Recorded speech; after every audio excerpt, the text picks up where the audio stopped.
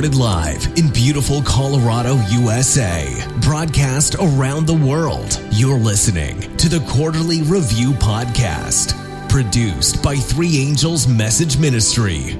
Your host is Tamara Rookdashel.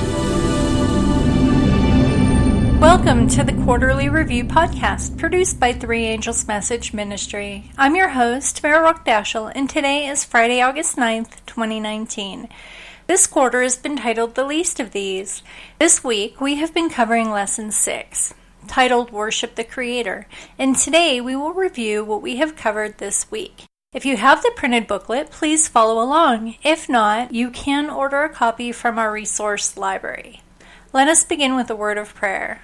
Our mighty God, thank you for guiding us to look closely at our worship of you. What we call worship and the worship that you would have from us are often two different things. We are distracted and deceived by idolatry and oppression, lose sight of our reasons to worship, not to mention what true worship is according to your definition, to set the innocent free, to loose the bonds of the burden, and to uphold mercy. Help us to see where we have misrepresented you, to realize worship is meant to be a delight born from our love and gratitude for all you have given us, and not a burden. Help us to be mindful of how we treat others, and therefore how we treat you, and in doing so be merciful and faithful in your calling. Send us as emissaries. In Yeshua's name, amen. If you do not have a printed quarterly workbook, we recommend writing down and looking up the Bible text in your own Bible, regardless of whether we read the entire text to you or only refer to it. It is also recommended that you write down your answers to the questions so that they inspire further thought, to inspire action, to inspire change in your life and the lives of those you may impact. If you lead out in a small group or Bible study, we've made available a free PDF download of just the questions for each week, available within our blog. So, Friday, August 9th.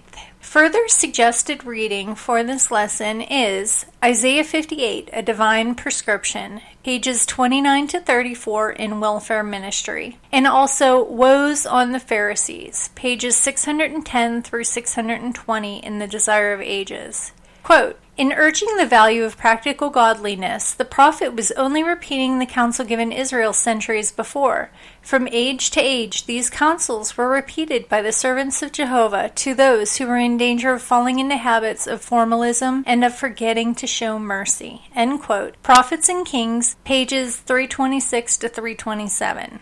Another quote, I have been instructed to refer our people to the 58th chapter of Isaiah. Read this chapter carefully and understand the kind of ministry that will bring life into the churches. The work of the gospel is to be carried by means of our liberality as well as by our labors. When you meet suffering souls who need help, give it to them. When you find those who are hungry, feed them. In doing this, you will be working in lines of Christ's ministry. The Master's holy work was benevolent work. Let our people everywhere be encouraged to have a part in it. End quote. Welfare Ministry, page 29. Questions for discussion or reflection. 1. Have you ever thought about doing justice and loving mercy as acts of worship? 2. How might this change your approach to caring for others? 3. How might this change your approach to worship? 4. How can we guard against neglecting the, quote, more important matters of the law, end quote, Matthew 23:23, NIV, in our Christian lives, both individually and as a church community? 5. Can you recognize some examples in your own experience where you might have strained out a gnat but swallowed a camel? See Matthew 23, verse 24, NIV. 6. Why is hypocrisy considered such a sin? 7. Isn't it better to at least try to look like we're doing good? 8. How does God's vision and passion for the poor and needy, as expressed through the prophets, change how you view the world? And 9. How might you read or hear your local news reports in a different way if you saw and heard with the eyes and ears of a prophet? So in summary, while the prophets were concerned about evil in the land, they were particularly focused on the evil committed by people who claimed to worship God as their own. For the prophets and for Jesus, worship is inconsistent with injustice, and such religion is hypocrisy. The real worship that God seeks includes working against oppression and caring for the poor and needy. We hope you enjoyed our review of today's quarterly lesson. Please visit us online to see what other services we offer and to become involved in the conversation within our forum. If you are also looking for groups in your area that are studying with us, we can provide information to connect you. If you are looking to find or purchase materials we reference in our podcasts, videos, or PDFs, please visit us online at www.3am-ministry.org. We look forward to connecting with you online in the future and in God's kingdom. Have a blessed day.